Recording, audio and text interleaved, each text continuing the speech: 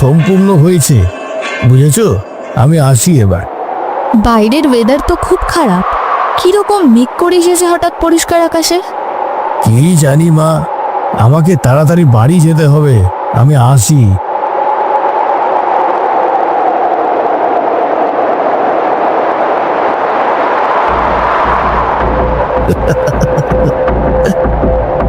আমার কাজ শেষ, এবার শুধু অপেক্ষার পালা। তারপর ব্রাহ্মণ একা রাত 3টের সময় রাস্তা দিয়ে হেঁটে যাচ্ছে। হঠাৎ করেই ঝড় বৃষ্টি শুরু হয়েছে, বিদ্যুৎ চমকাচ্ছে, যেন প্রকৃতি একটা প্রলয় তাণ্ডব খেলায় মেতে উঠেছে। ব্রাহ্মণ মনে মনে হাসছে।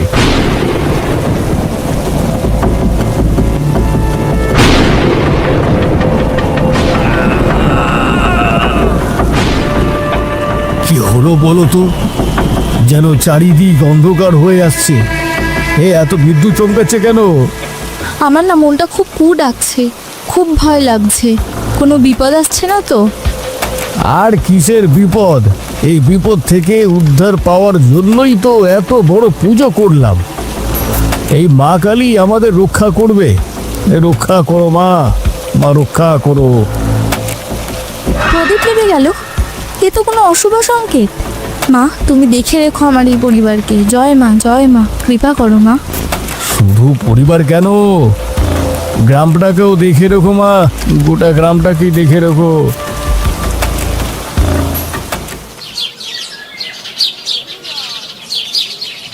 পরের দিন সকালবেলা জমিদার বাবু বাড়ি থেকে বেরিয়ে দেখে সাংঘাতিক কাণ্ড। ঝড়ে সব লণ্ডভণ্ড হয়ে গেছে। এক রাতেই এই যেন সব নষ্ট করে দিয়েছে। বৌমা ফোন করেছিল, বাবুর শরীর খুব একটা ভালো না। চিন্তা করো না, সব ঠিক হয়ে যাবে। আরে লালু, এত চিৎকার করে কেন? কি হয়েছে ওর? এই লালু, এত চিৎকার করছিস কেন রে? পুকুরে কাদা ভালো নয় গো, এ যে কুলক্ষণ। উফ, তোমাকে নিয়ে আর পারি না। সব সময় তোমার শুধু খারাপ চিন্তা, শুধু অশুভ আর অশুভ। তুমি কি আর বুঝবে মায়ের মন? ছেলেরা সব থাকে বিদেশে, একজনের অবস্থা এত খারাপ কিন্তু কিছুতেই যেতে পারছি না ওর কাছে। ওকে এখানে আনার ব্যবস্থা করো না গো, আমাদের এখানে ডাক্তার। জমিদার গিন্নিকে কোনো কথা বলতে না দিয়ে জমিদার বাবু বললেন, ওখানে চিকিৎসা বেশি উন্নত, তুমি চিন্তা করো না। কিছুক্ষণের মধ্যেই জমিদার বাবুর বাড়িতে এসে পৌঁছালেন জমিদার বাবুর পরম বন্ধু অবনী বাবু। কিরে, তোর ছেলে কেমন আছে? ভালো নেই রে বাবা, একদম ভালো নেই। আমি তো আমার গিন্নিকে কিছুই বলিনি, অবস্থা খুব খারাপ। ডাক্তার ধরতেই পারছে না কি হয়েছে। কি বলছিস রে? আর এইদিকে শুনেছিস কি হয়েছে? না, শুনিনি। কেন, কি হয়েছে আবার? বড়াই ব্রাহ্মণ তোদের বাড়ি থেকে পুজো করে যাওয়ার পথে বাজ পড়ে মারা গেছে। কি বলছিস তুই? হ্যাঁ, ওনার দেহ অর্ধপোড়া অবস্থায় পাওয়া গেছে। সে কি? এটা জানতে পারলে আমার বউ আবার চিন্তা করবে। কি যে শুরু হলো। ভালো করেছিস বাড়িতে একটা পুজো করিয়ে নিয়েছিস। জমিদার গিন্নিকে দেখে দুজনে চুপ হয়ে যায়। সেটা নজর এড়ায় না জমিদার গিন্নির। কথা হচ্ছিল, দাদা আমাকে দেখে চুপ করে গেলেন। কি যে হলো, কুকুরটা বিকেল থেকে কাঁদছে। অবনীবাবু আর জমিদার বাবু কিছুক্ষণ এপাশ ওপাশের খবরের গল্প করেন। রাত 8টার সময় অবনীবাবু বাড়ি যাবে বলে উঠে পড়লেন। জমিদার বাবুর বাড়ি থেকে বেরিয়ে রাস্তা দিয়ে হাঁটতে থাকেন অবনীবাবু। কিন্তু এ কি? আরে, চারিদিকে এত অন্ধকার কেন? একটু বেশি অন্ধকার। আকাশে একটাও তারা দেখা যাচ্ছে না। কি যে ঘটছে কি জানি। অবনীবাবু রাস্তা দিয়ে হাঁটতে থাকে, কিন্তু সামনে কিছুই দেখতে পাচ্ছেন না। ঘন কুয়াশা যেন একটা কালো চাদর ঢেকে রেখেছে। আরে, সামনে ওটা কে দাঁড়িয়ে আছে? অবনীবাবু দাঁড়িয়ে গেলেন। কিছুটা অন্ধকার ধাতস্থ হতে আবার হাঁটতে শুরু করলেন। জমিদার বাবুর বাড়ি থেকে অবনীবাবুর বাড়ির দূরত্ব মাত্র 10 মিনিট, কিন্তু অবনীবাবু হেঁটে চলেছে প্রায় অনেকক্ষণ। কিন্তু রাস্তার ধারে অবনীবাবুর সেই সাদা রঙের বাড়িটা চোখেই পড়ছে না। এসব কি হচ্ছে আমার সাথে? অবনীবাবু এবার জোরে জোরে পা চালালেন, কিন্তু কিছুতেই বাড়ির কাছাকাছি পৌঁছে উঠতে পারছেন না। আরে ওখানে কে দাঁড়িয়ে আছে? কি হলো? রতন দেখে গাছের আড়ালে একটা ছায়া মূর্তি বেরিয়ে আছে, হাতে যেন ক্যাত্তায়নের মতন কিছু একটা ধরে আছে। কে কে কে কে ওখানে? রতন কিছুটা এগিয়ে যায়। আস্তে আস্তে ওই ছায়া মূর্তি অদৃশ্য হয়ে যায় রতনের চোখের সামনে থেকে। রতন ভয়ে দৌড়ে বাড়ি চলে আসে। পরের দিন সকালে গ্রামের এক গাছতলায় রতন, জমিদার বাবু এবং আরো একজন গ্রামবাসী দাঁড়িয়ে আছে। আমি ঠিক কথা বলছি, আমি ঠিকই দেখেছি, শোনো আমার কথা। কি যে শুরু হয়েছে আমাদের গ্রামে! প্রথমে তো ব্রাহ্মণ, এখন আবার অবনীকেও খুঁজে পাওয়া যাচ্ছে না কাল রাত থেকে। মা, কি হচ্ছে সব?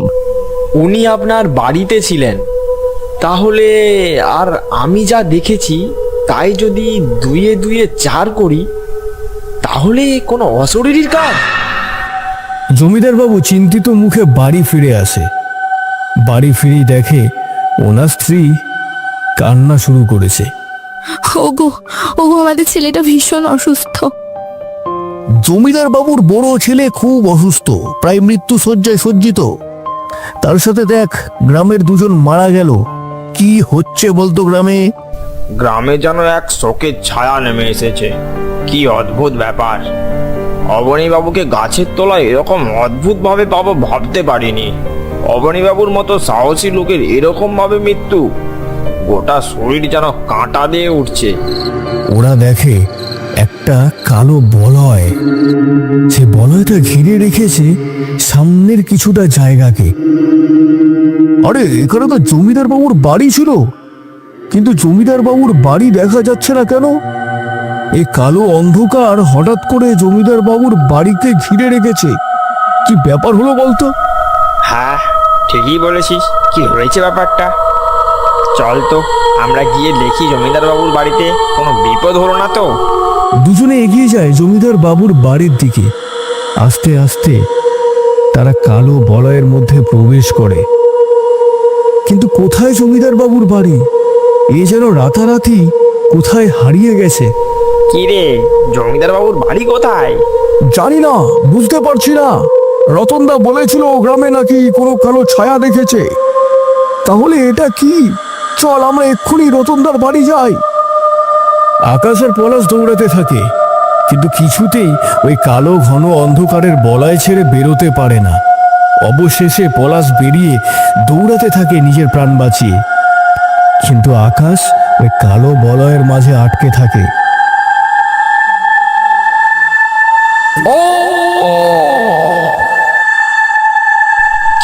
কি রে, কি হয়েছে রে?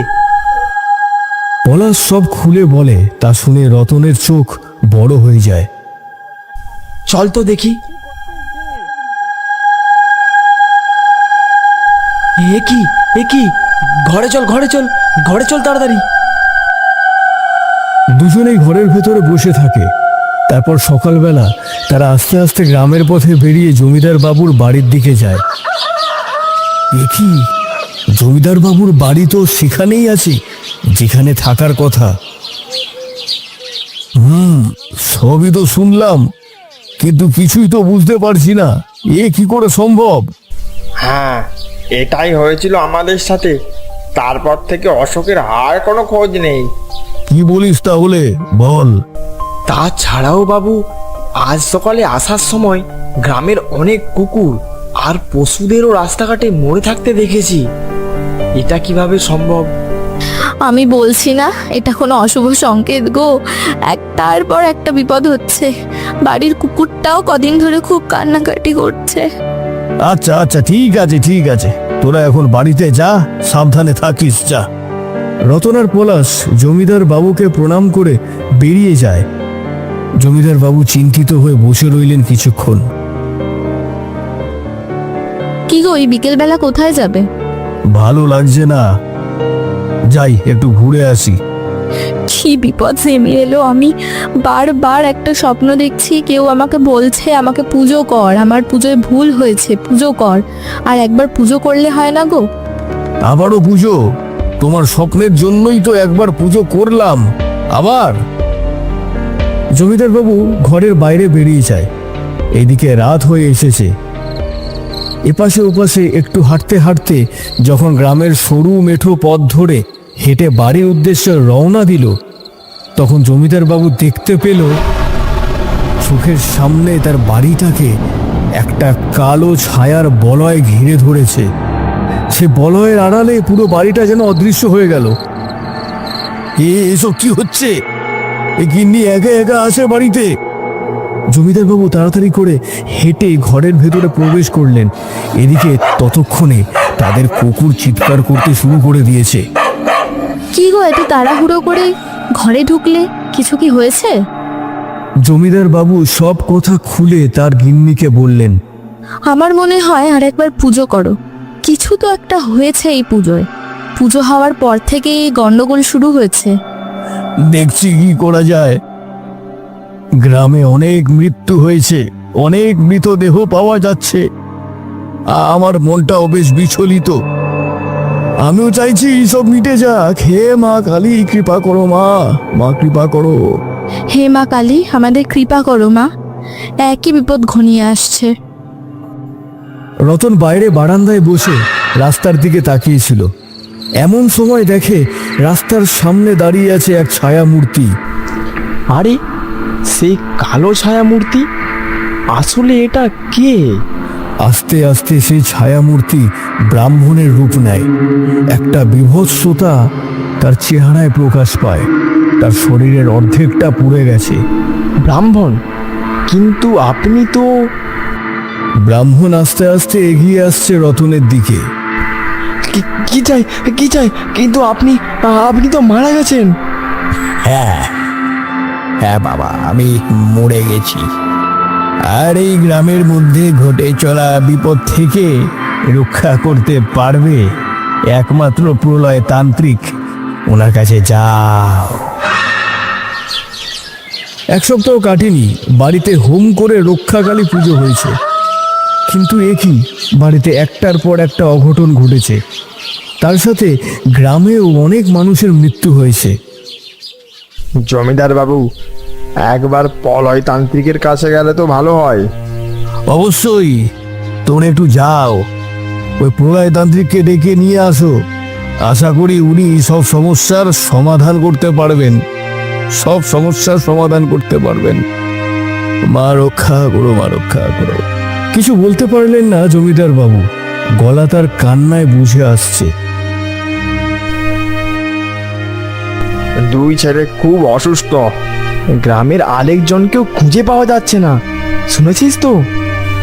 তুমি হয়তো খেয়াল করনি রতনদা। বাড়ির কুকুরটাকে দেখেছো? যেন কিছু দেখে ভয় পেয়ে আছে। হ্যাঁ, আমি দেখেছি। ওই পলয় তান্ত্রিক যদি আমাদেরকে উদ্ধার করতে পারেন তো খুব ভালো হয়। প্রলয়তান্ত্রিক অনেকক্ষণ ধরে বসে মরার একটা খুলি নিয়ে তন্ত্র মন্ত্র করছে। হঠাৎ করে একটা কালো ধোঁয়া ঘরের চারিদিকে ঘুরতে ঘুরতে তান্ত্রিকের সামনে এসে ওই গোল করে কাটা ঘেরা অংশের মধ্যে প্রবেশ করে। আর আস্তে আস্তে সেই কালো ছায়া রূপ নেয় সেই ব্রাহ্মণের। ছি! এত নিচু কাজটা করতে পারলি? আমাকে ক্ষমা করে দাও, আমাকে ক্ষমা করে দাও। আমি ভুল করেছি, আমি খুব ভুল করেছি। আমাকে ক্ষমা করে দাও, আমাকে মুক্তি দাও, আর এই গ্রামটাকে উদ্ধার করো। আমার মেয়েটা যে ভীষণ অসুস্থ, অসুস্থ। তোর জন্য সব হয়েছে, এখন উপায়। ক্ষমা করো আমাকে, আমাকে ক্ষমা করো। আমি উপায় জানি না, আমাকে ক্ষমা করে দাও। মা, মা তারা, মা তারা, আমাকে পথ দেখা মা, আমাকে পথ দেখা। এই গ্রাম দিয়ে আমি উদ্ধার করতে চাই, পথ দেখা। যজ্ঞ কর, মৃত্যুঞ্জয় যজ্ঞ কর, আবারও আমাকে এনে পুজো কর, তবে এবারে বিধি পালন করে সব ঠিক হয়ে যাবে। আমি একটা যজ্ঞ করব, হোম যজ্ঞ।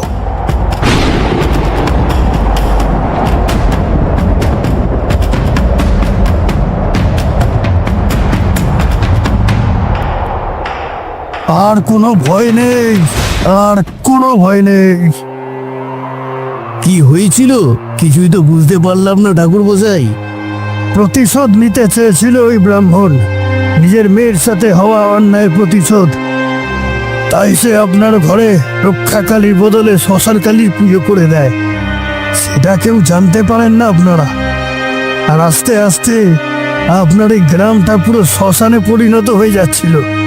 শ্মশানকালীর পুজো একমাত্র শ্মশানেই হয়, বাড়িতে নয়। আর কথিত আছে, যদি কোথাও শ্মশানকালীর পুজো হয় তাহলে সেই জায়গাটা আস্তে আস্তে শ্মশানে পরিণত হয়। জয় মা, জয় মা, তুমি রক্ষা করলে মা। এইভাবে যুগে যুগে তুমি রক্ষা করো সবাইকে। জয় মা।